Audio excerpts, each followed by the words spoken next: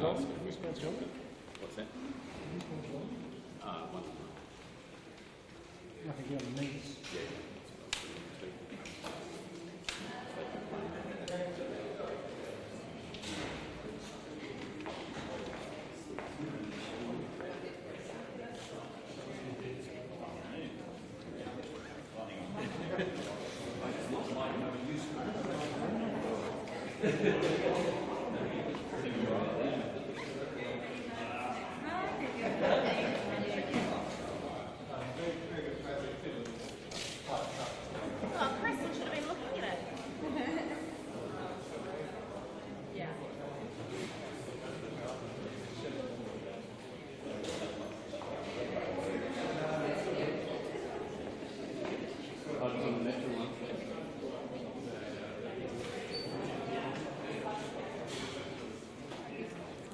Last act day is him.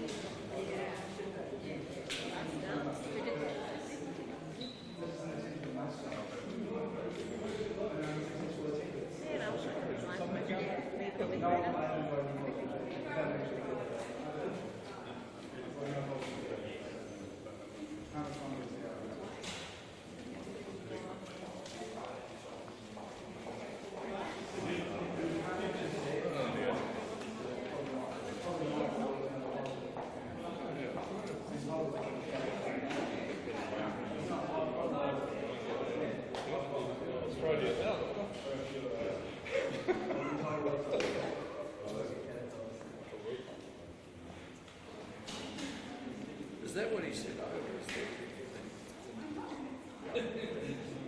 Which one's down?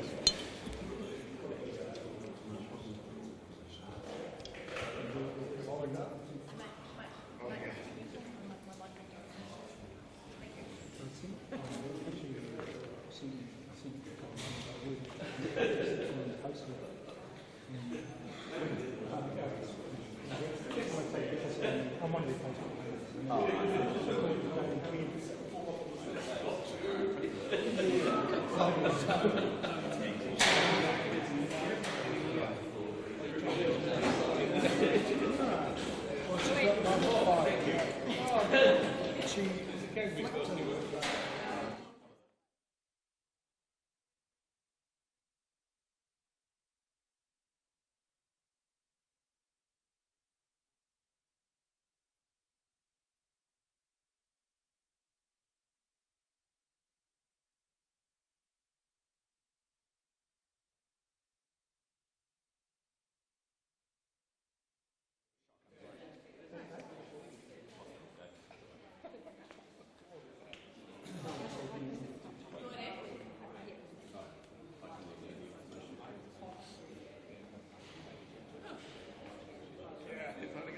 I'll see if I can. No, I was doing a video. Oh, you wear a tie for that. Don't you talk about the sartorial elegance?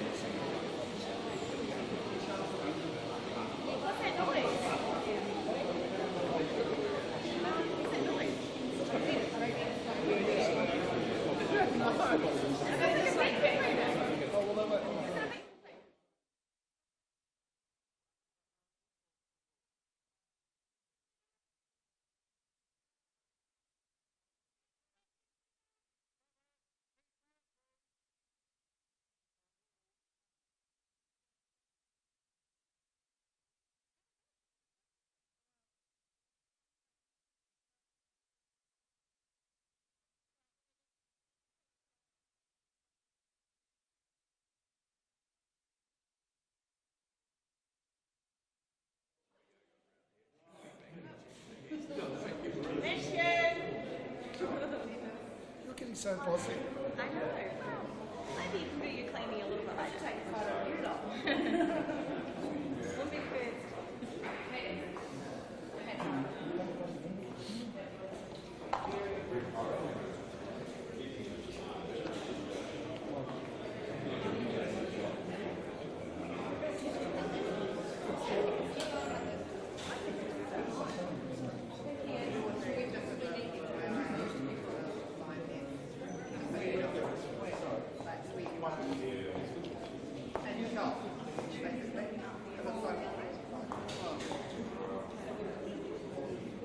He'll wait. He'll get out of his way.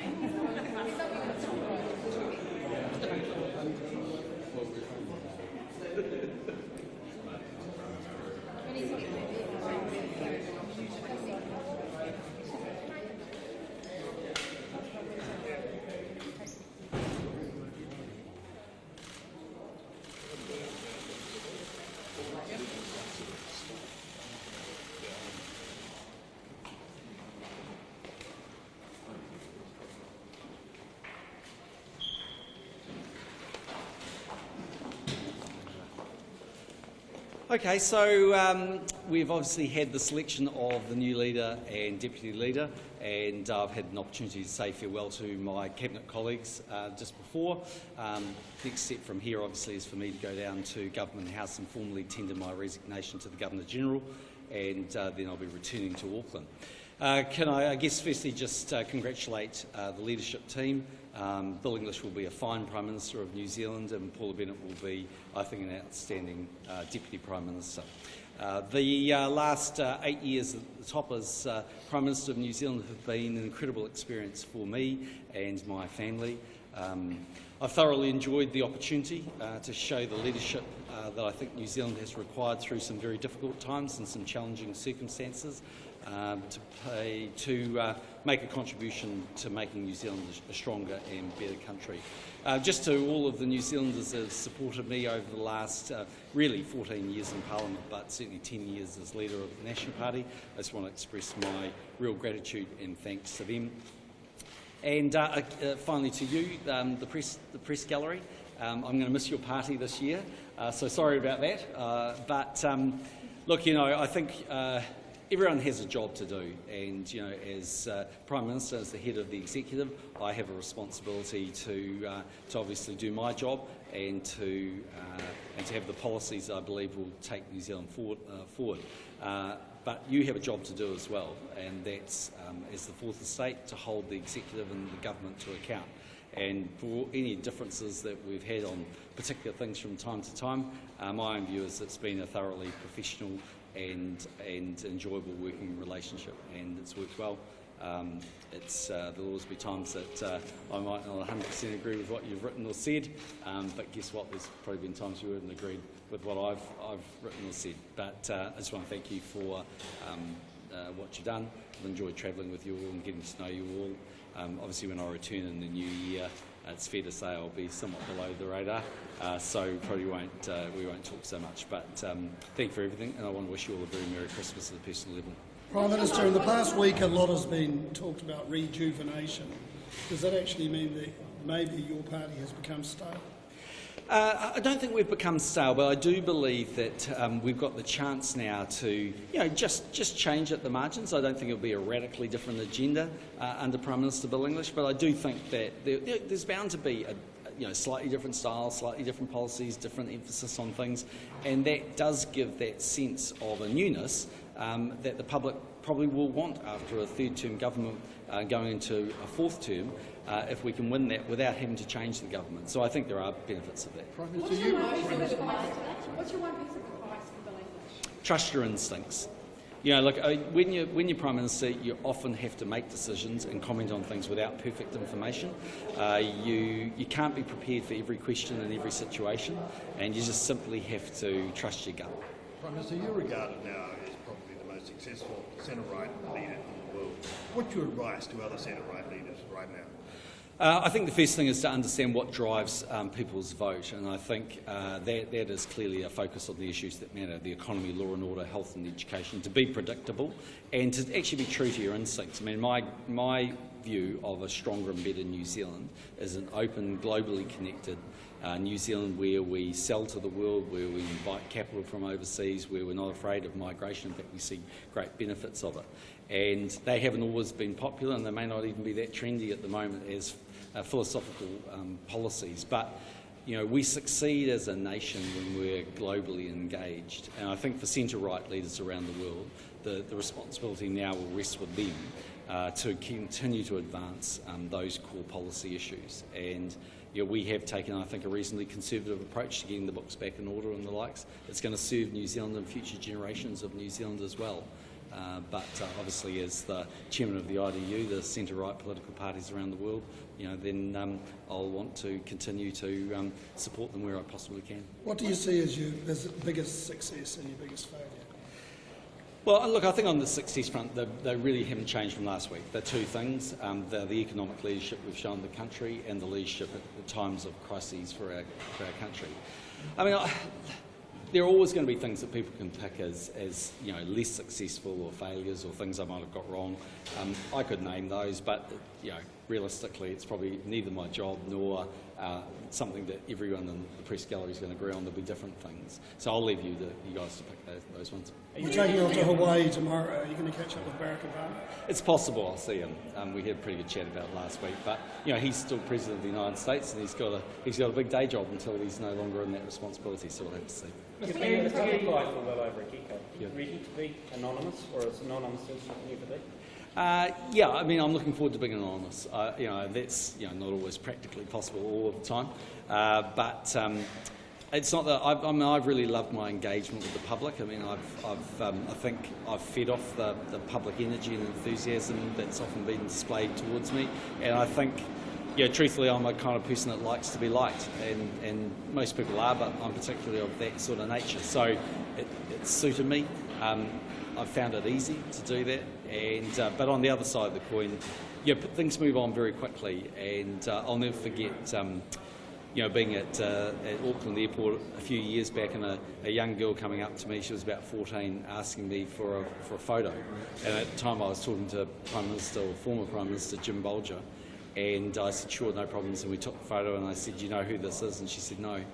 And it's living proof that, for a lot of young people, I've been the Prime Minister for the entire time that they've been, conscious of these matters, and pretty soon there'll be Bill English to focus on. So we should never underestimate how quickly the public move on, and that's a healthy thing as well. Mr. Keith, do you ever get any sense with Bill English that he, in terms of his social conservatism, that was different than perhaps yours, that when he says that won't be a factor in his leadership, do you believe?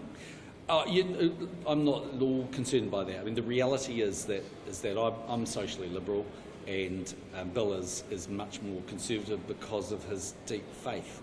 But equally, I think Paul is quite conservative. So, I guess for a long period of time, we've had number one being a bit more liberal and number two being a bit more conservative. Now, the role's been reversed a little bit.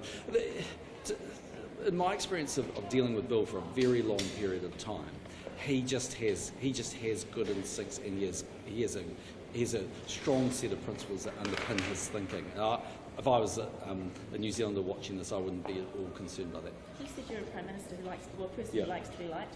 What about the hookers? Are there any standout heckling moments for you that you'll laugh about or take away? Yeah, well, there's been plenty of them. Look, you're always going to get a bit of that in public life, and you're always going to get things where it's just difficult when you're in the middle of that sometimes. But for the most part, actually, if you really look back on it, I've been pretty lucky. I've had a lot more positivity than I've had, the person having a go. I mean, there was always going to be like that around, for instance, TPP. But actually, I feel really strongly that TPP is the right thing for the country, and so I didn't mind too much if people protest it. It's their right to do it, but I think we should be advocating for free trade. Please not tempt to make the decision about going to Waitangi this year? Sorry, what was that? Please not tempt to make the decision about going to Waitangi this year? Yeah, well, when I was getting asked a few times, I was thinking, you might be asking the wrong person. But anyway, look, for all of the issues that happened up there, and some were more memorable than others, it's a unique day for New Zealand.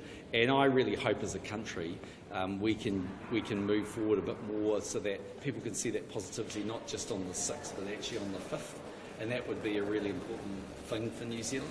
You would want to go as a private citizen?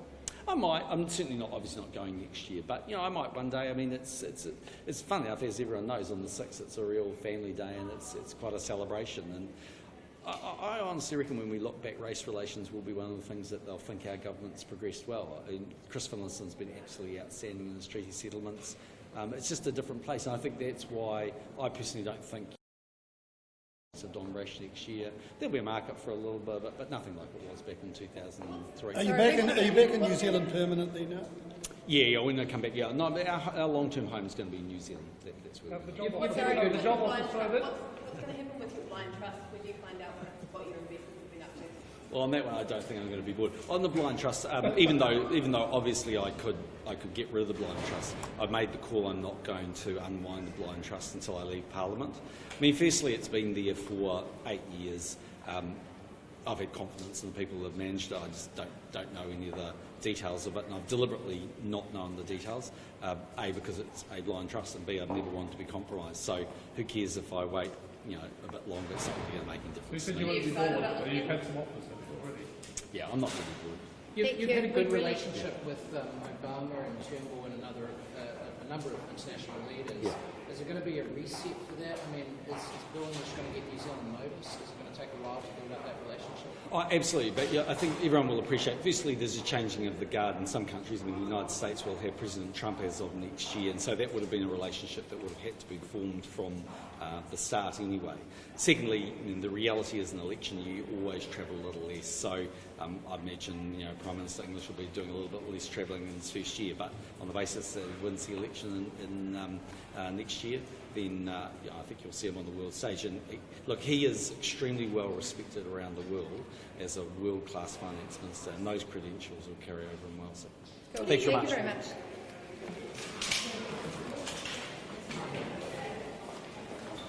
You guys want to get aside?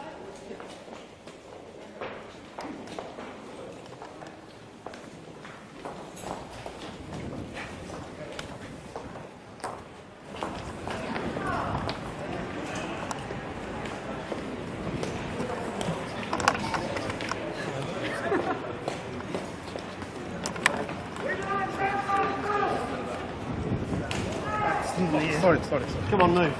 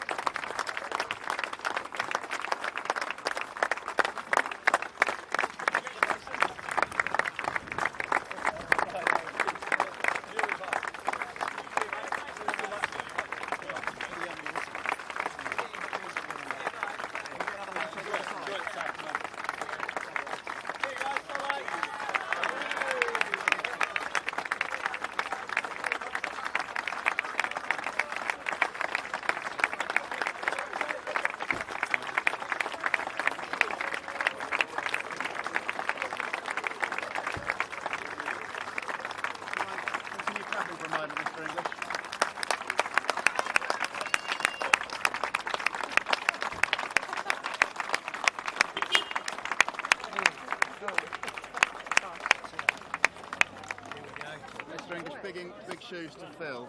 This is for Al Jazeera TV, big shoes to fill. Yes, he was a fantastic finalist. And will you be? Oh, look, we've started well. We've been able to change leadership in a very civil, constructive manner. The government's got a lot of opportunities, because New Zealand's got a lot of opportunities, strong economy, fiscal surpluses, and a lot of confidence in New Zealand. How did you feel just now, clapping him off, seeing him off for the last time as Prime Minister, because an hour from now you'll be Prime Minister, not him. How are you feeling right now? Oh, well, a mixture of emotions. A bit sad to see him go, but excited with the opportunity. You look like you've got a couple of tears in your eyes. Oh, no, not quite. No? Excited? Excited about Oh, look, it's just a fantastic opportunity. New Zealand's in such good shape.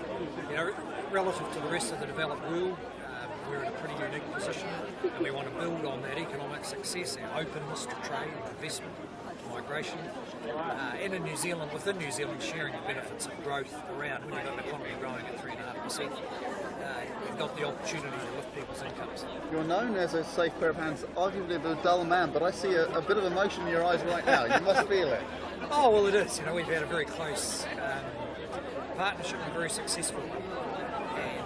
And we have the opportunity to recreate that. I've got a new deputy leader, Paula Bennett. She'll be fantastic. High level of cohesion and trust among our ministers. So, sadness to see John go, but real excitement and energy for the opportunity. Good luck. Thank you. Thank you.